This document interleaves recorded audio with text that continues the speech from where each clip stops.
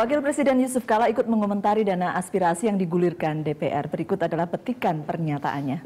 Sebenarnya begitu anggaran itu diputuskan oleh DPR dalam bentuk undang-undang, itu sudah aspirasi DPR kan? Sebenarnya. Tapi Bapak setuju dengan penambahan juga nih Pak? Saya belum tahu esensinya hal itu, belum tahu tujuannya apa. Tapi jangan lupa kalau bicara aspirasi, semua APBN itu aspirasi DPR juga. Kan DPR yang bahas dan setuju kan? Tidak perlu lagi tambah ya Pak? Iya, mestinya seperti itu. Karena semua itu aspirasi DPR. Ada nggak di luar aspirasi DPR yang 2.000 triliun kan? Kan semua aspirasi DPR, kan semua dibahas, semua dibicarakan, semua dibicarakan dengan pemerintah. Iya, semua dibicarakan dan semua pasti disetujui DPR. Kalau enggak tidak akan jalan begitu ya. Begitu ya Pak Nasir ya. Dan di studio sudah hadir Mas Didi Irawadi Syamsuddin dari Wakil Sekjen Partai Demokrat sekarang ya. Terima kasih sudah hadir di The Headlines. Kalau melihat rancangan ini, apa tanggapan Partai Demokrat? Partai yang kalau saya kira ini harus dipikirkan matang-matang ya. Apakah ini harus ya dana ini? Kalau saya pribadi, saya rasa ini kurang tepat ya. Karena anggota dewan itu sudah jelas domain pekerjaannya di bidang legislasi, merancang anggaran bersama pemerintah, lalu pengawasan. Kenapa tidak konsentrasi di sana saja? Begitu banyak pekerjaan menyangkut tiga tugas ini gitu loh. Kalau lalu kemudian ikut-ikutan mengenai eksekusi anggaran ini kan berarti dana aspirasi, dana untuk kedapil, mengeksekusi. Nambah pekerjaan lagi gitu ya? Saya kira nggak tepat ya, itu domainnya eksekutif gitu ya. Ada eksekutif kedua gitu ya Mas. Domainnya eksekutif itu gitu loh. Jadi ini jadi tumpang tindih dan pertanyaannya kemudian kan ini soal produk. Ini jadi disoalkan juga karena produktivitas legislasinya kan rendah. Kok sekarang tiba-tiba urusan duit ini kan gitu. Tetapi mungkin juga karena saya bukan anggota DPR, jadi mungkin sama pendapat saya dengan Mas Didi. Saya rasa nggak begitu ya. Bukan karena saya tidak di DPR ya.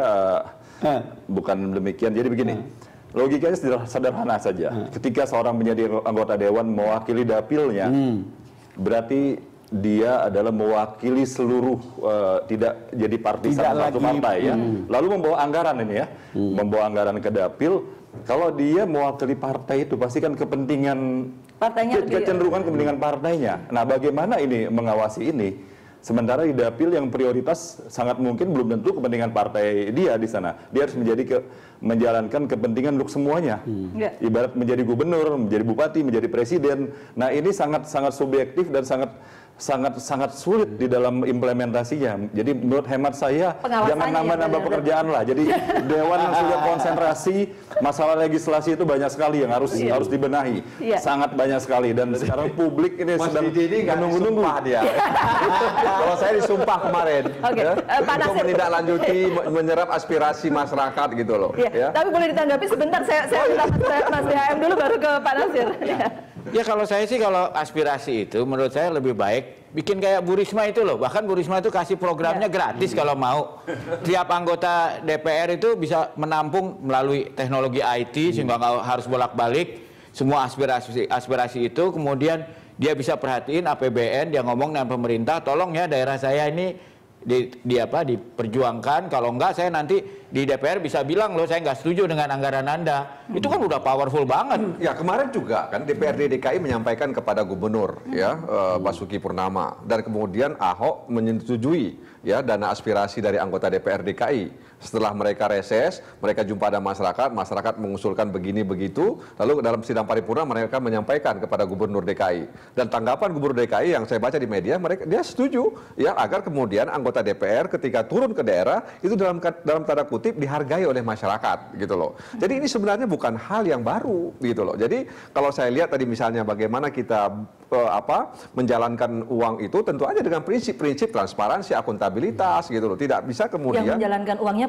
eksekutif. Iya, eksekutif. Tentu aja harus ada pengawasan. Seperti misalnya dana desa. Sekarang dana desa kan sudah ada upaya untuk mengawasi, ya, berlapis pengawasannya sehingga benar-benar peruntukannya itu jelas untuk masyarakat. Yang perlu dipertimbangkan nanti adalah jangan sampai kemudian dana ini tumpang tindih, ya, tumpang tindih dan kemudian double penganggarannya. Jadi APBD setempat menganggarkannya, APBN juga menganggarkan. Nah, itu nggak bisa dan itu bisa kena. ya bisa tindak pidana. Ya, yang tadinya dinyatakan oleh Wakil Ketua DPR itu sepertinya simpel gitu. Simpel. Tidak makanya simpel, Pak Agus Hermanto berbeda dengan Didi Irwadi. Bukan, tetapi tidak simpel dalam pelaksanaannya. Kesan saya begitu. Nah, saya kira nanti kan persoalan itu siapa mengawasi siapa itu juga soal yang mungkin akan krusial ya. Tapi ada pertanyaan saya sebetulnya.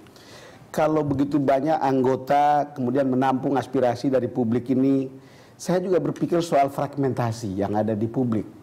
Karena bisa ada tabrakan, bisa juga berbeda sama sekali satu sama lain, bisa juga tumpang tindih gitu. Saya tidak bisa membayangkan akan seperti apa misalnya teman-teman yang atau publik yang mengajukan proposal atau aspirasinya lewat PKS, lalu kemudian yang lewat PKB, lalu yang lewat PAN dan seterusnya. Akan seperti apa itu diagregasi untuk kemudian, oh inilah yang kemudian kita jalankan. Sementara anggarannya kan sudah ada kan, anggaran dibuat untuk kemudian dilaksanakan toh. Iya. Kalau kita itu pertanyaan lihat, aja. Kalau kita lihat teknis sekarang ini aja, ini kan tanggal 23 harus masuk usulannya. Saya boleh dikoreksi. 23 Juni masuk usulannya, 25 masuk ke paripurna begitu. Jadi ini memang bukan pekerjaan mudah. Makanya saya katakan tadi, kenapa kemudian DPR perlu membuat peraturan DPR RI untuk kemudian program seperti apa yang kemudian layak dan patut untuk diusulkan oleh anggota DPR, ya. Program yang bersentuhan dengan kepentingan masyarakat banyak. Ya, kemudian apa saja, infrastruktur kah, pertanian kah, peternakan kah, dan lain sebagainya. Nah ini makanya saya katakan memang terburu-buru sekali. Terburu-buru sekali kalau kemudian tanggal 23 itu anggota DPR harus mengusulkannya ke DPR. Pak Nasir sudah punya usulan untuk tanggal 23. Saya masih ada punya gambaran tapi belum bisa saya eksekusi. Mas Didi kalau begitu posisinya saya begini, tetap melihat akan sulit secara objektif ya menyalurkan itu anggaran ya. Ada daerah-daerah yang misalnya partai tertentu dominan di sana, ada partai lain lagi dominan. Ini bagaimana keadilan bisa didapatkan oleh kalau publik? Begitu, ini kecenderungan, saya tidak mengatakan semua anggota dewan. Dong, Mas Didi. Ya, tapi dari sebuah kita anggota dewan, sebuah kemenangan yang mereka raih di daerah itu, milik semuanya. Kita bagaimana harus kemenangan. Saya kira kalau bicara kita anggota dewan ketika membawa nama dapil, kepentingan masyarakat banyak di dapil itu. Kalau hemat saya, kan di situ dia menindaklanjuti aspirasi, dia menang di wilayah itu, lalu dia menindaklanjuti aspirasi itu. Kalau mereka banyak di situ berarti makin banyak lah pembangunan di daerah. Pak Nasir, Mas Didi, sebentar. Saya sih membayangkan teknis aja ya. Nih 23 masuk usulan, 25 dibahas, menyesuaikannya dengan seluruh anggaran yang ada RAPBN tahun 2016 dan kemudian saya potong sebentar. Jadi saya dengar informasi yang saya dengar 23 usulan, kemudian 25 dibahas, kemudian ada perbaikan.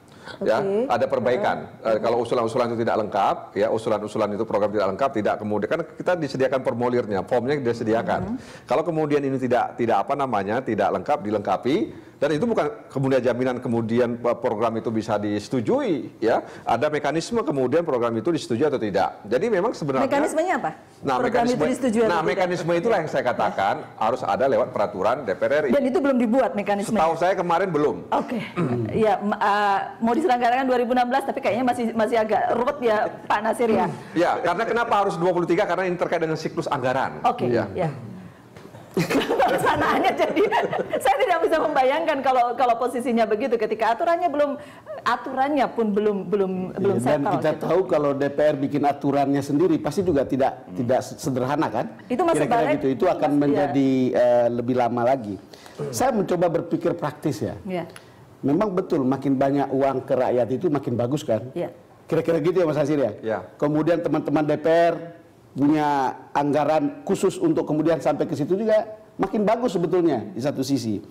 Tetapi kan cerita kita ini adalah kalau itu dijalankan seperti tadi Mas Bambang bilang, itu bisa terjadi menimbulkan masalah bagi anggota DPR sendiri. Kata Mas Nasir, bisa mencebloskan diri sendiri untuk ada 560 orang. Lalu problemnya adalah bagaimana hubungan antara DPR sini dengan DPRD di daerah. Karena ini kan bisa juga orang seperti ini ada aspirasi juga kita, gitu. Ataukah jangan-jangan nanti hubungan vertikal usul-usul itu dari DPRD 1, DPRD 2 terus ke DPR kan gitu kira-kira. Maka kekhawatiran misalnya Mas Didi tadi nanti satu partai jadi sebuah proyek itu akan ditentukan oleh kemenangan partai padahal di situ kemudian kan semua orang harus bisa ditampung aspirasinya kan? Iya, itu repotnya.